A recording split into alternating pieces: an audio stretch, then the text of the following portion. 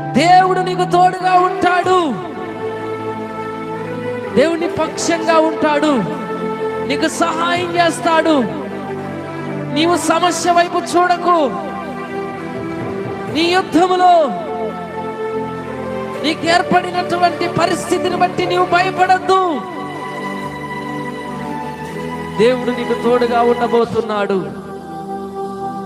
దేవుడు తోడై ఉంటే నువ్వు ఏ పరిస్థితిలో ఉన్నా కానీ ఆ పరిస్థితిలో నీకు విజయము కలుగుతుంది.